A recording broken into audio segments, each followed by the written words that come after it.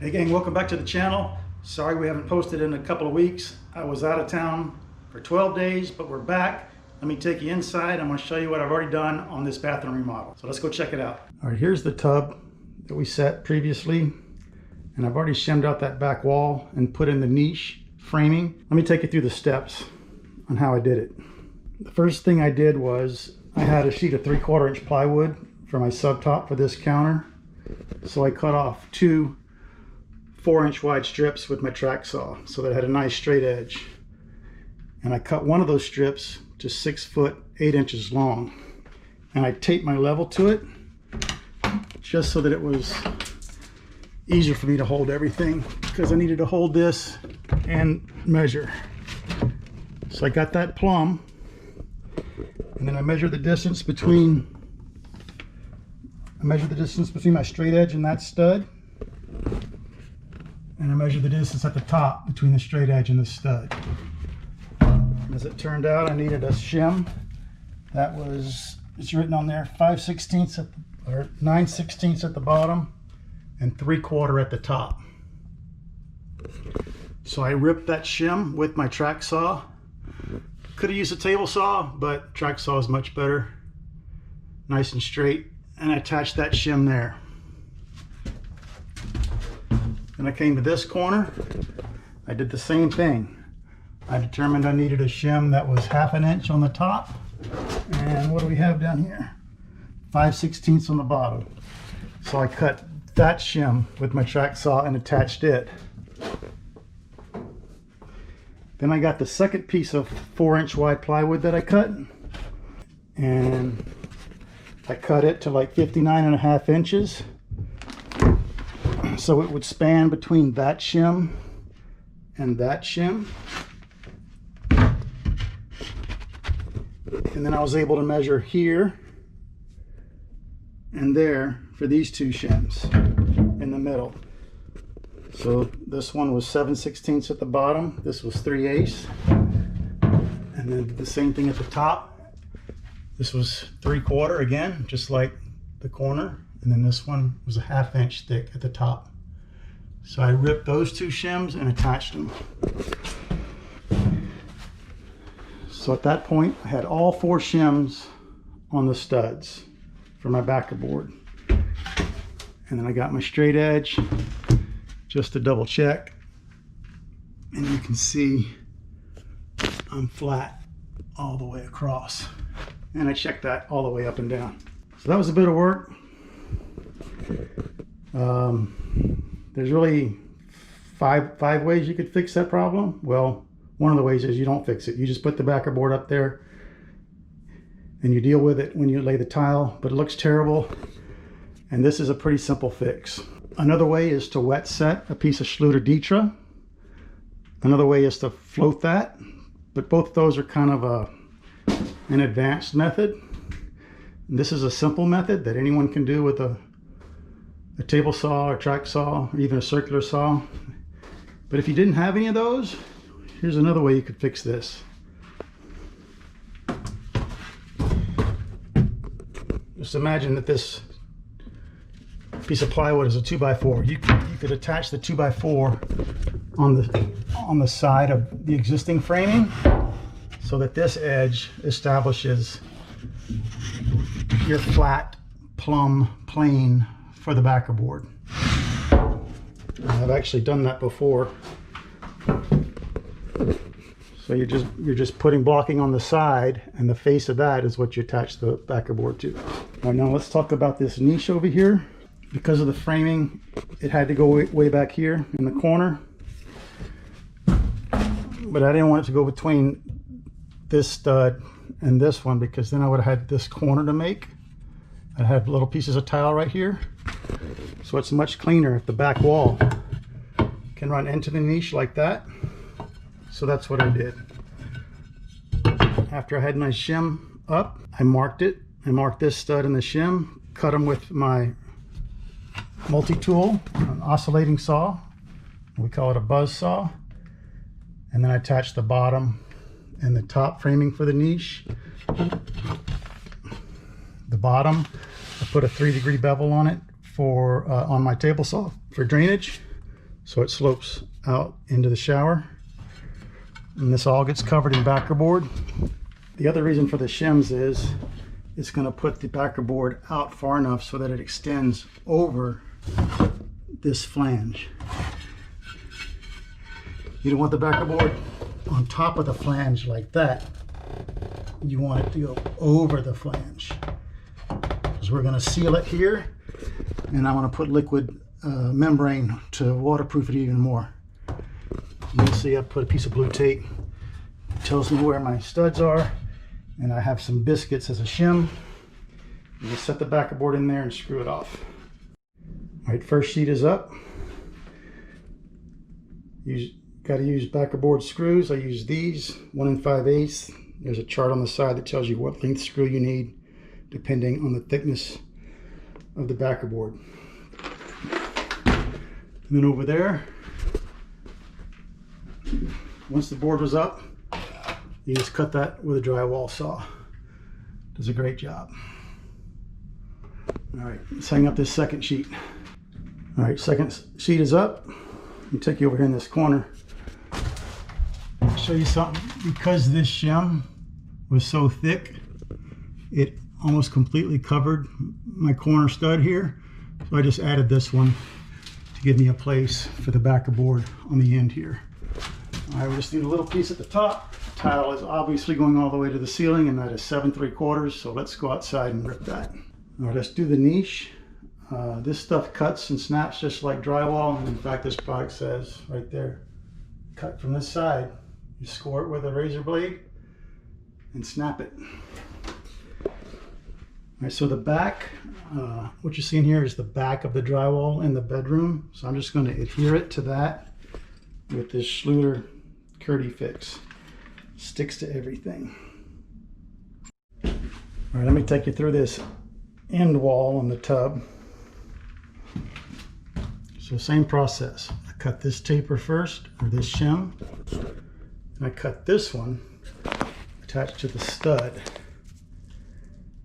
And then this one, which is the same as this one, turns out they're both 1/2 inch thick all the way. This one is attached to some strapping. Since there's a stud here and a stud here, there's no support for this drywall. So I put a piece of strapping behind there. The drywall screwed to the strapping.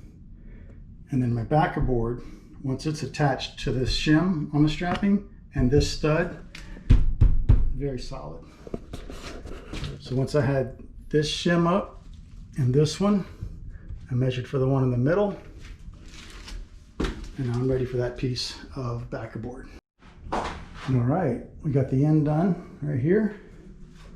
You can kind of see how the niche is going to work out now. Everything looks great. Got the tub all clean. And tomorrow I'll protect the tub again, and we'll do this wall. Then we'll tape, mesh tape and thin set the joints, and then we're ready for waterproofing. We'll see you tomorrow. All right, gang, we're back. It's the next day. I remembered the paper, got my tub properly protected here. I'll do this side later after I do the backer board. A couple of things before we get going. I use a backer board screw here, and I capture the flange of the tub underneath the head. You can see that in a few places, just to attach the tub to the structure. And I also added this plywood blocking here to give me some support here for my backer board. So now I'm ready to cut the shim for this corner. So here's an easy way to do this.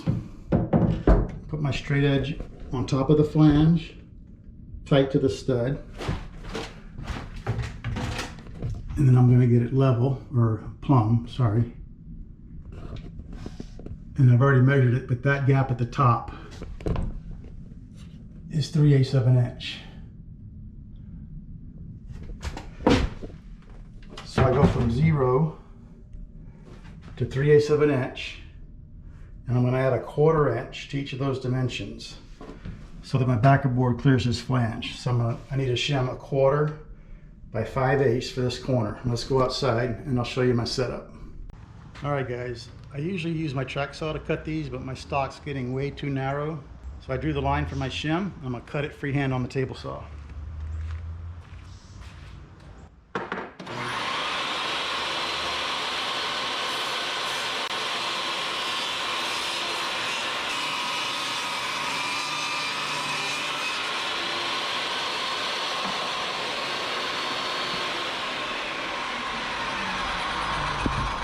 All right, perfect. Let's go inside and put this up. All right, we've got that shim up.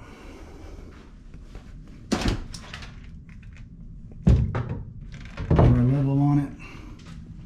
And where is it? Right there. Perfect. So we did this corner. Now I want to do this corner. And this one, it's just going to be 1/4 inches all the way up. This is plumb. I want it 1/4 inch because this is 1/4 inch, and that'll space the bottom of the board off this flange all the way across. So again, we did this side. Now we'll do this side. We'll place a straight edge across those 2 high spots and measure for the intermediate shims. There's my 1/4 inch shim for there. And let me put it up real quick. So I've just got a piece of plywood as a straight edge. I used it on the wall behind me as well. So I put it on my shims, this one and that one. Then I can measure the distance here for the shim that goes on this stud. So this one's 1/8 here. And at the top, I already measured it's 7/16. So I'm gonna go outside, cut that, and I'll be right back. All right, there's my 7/16 on that end, 1/8 on that end shim. I'm going to install it. I'm going to put that one up, and then I'll bring you back and show you the next step. All right, the shims are all done. One more thing to do before we start hanging the backer board. The front edge of this plaster ring needs to be flush with the front of the tile. That's what the manufacturer wants. And I measured for that during rough-in, but since I shimmed these out, now it's too far back. You see that? So I brought some different thicknesses of plywood with me, anticipating that. So I'm gonna go rip a strip, and I'm simply gonna put it behind here. I'm gonna take the screws out, holding the valve body to my blocking, these two, pull the whole thing out, put the piece of plywood behind there, and it'll be shimmed out perfectly. So I'm gonna run out to the saw and cut that plywood. You can see I've ripped a piece of 3/8 inch plywood, put it behind the valve body, and the drop ear 90 for the tub spout. I'll screw that back on, and then we're ready for backer board. All right, and you can see by the time we get the thin set there, we'll be perfect on our depth for the valve body. We won't have any issues putting the trim on. So we'll put this piece of backer board up first. Got to cut the hole for the spout and a square hole around this plaster ring. Let's go outside and get that done. All right, I put all my measurements for that first piece of backer board on this cardboard. Transferred them to the backer board. I've already cut it. I got a carbide hole saw, 1 3/8 diameter for this one. If you had an old bimetal hole saw, you could just use it. You're going to ruin a new one. And then for the square, just a keyhole saw, or a drywall saw rather, to cut that. Let's go see if it fits. Not bad, not bad. Then I'll use Curdy Fix around here and all around here. Let's get all these boards up, finish the backer board, and we'll go on to the next step, which is thin setting these seams. All right, gang, backer board's all done. Nice and flat. Really happy with it. Those shims are a bit of work. But if you don't have the resources to do a mortar bed or to wet set some Schluter board, that's the way to go. Next step, I'm going to fill in this gap all the way around and on the sides. And I'm going to fill in here around the plaster guard with Schluter Curdy Fix. This stuff sticks to everything. I even used it to fix the fob on my truck when the chain broke off. I'll tool it with my gloves, my fingers, and I'll bring you back after it's all done. All right, that stuff is very sticky, but it's done. Let me show you my tape trick. So this piece of tape goes on last. And you peel it off.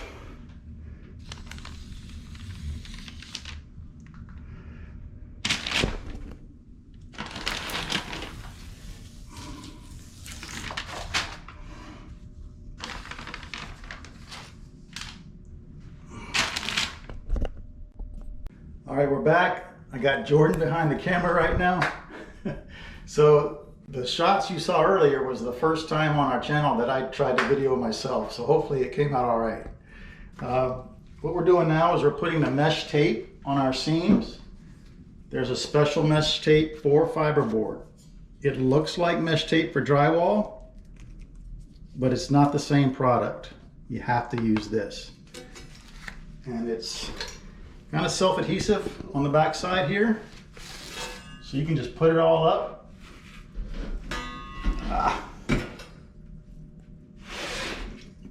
And just use a drywall knife, cut it off. So I've got all my horizontals done already.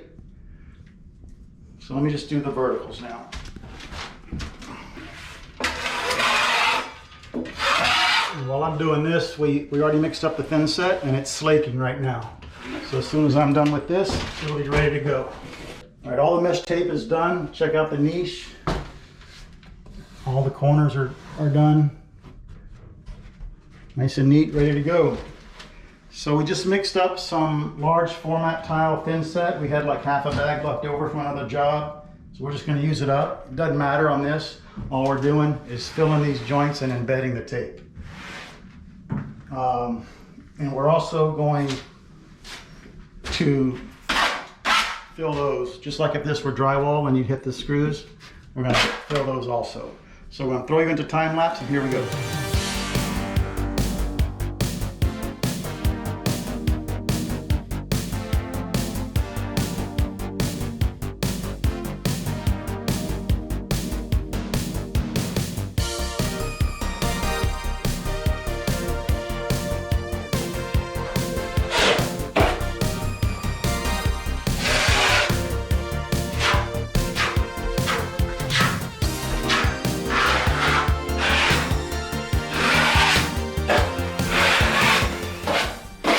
Leave it alone, Dad.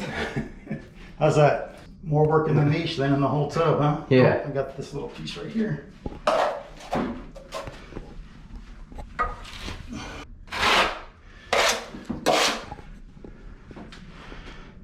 All right, cool. And then around here, I'll seal these later when I change the shower arm.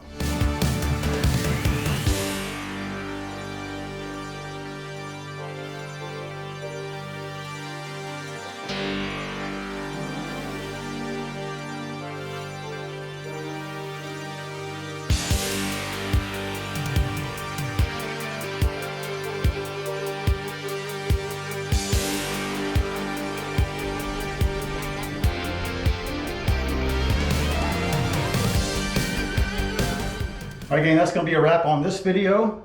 We hope you enjoyed it. If you liked the video, be sure to click that thumbs up for us. Subscribe if you haven't already, and drop a comment down below for us. We really love the comments. We'll try to respond if we can. We're gonna let this dry overnight, and this is basically ready for tile, but we're gonna take the extra step and show you that tomorrow. So we'll see you tomorrow.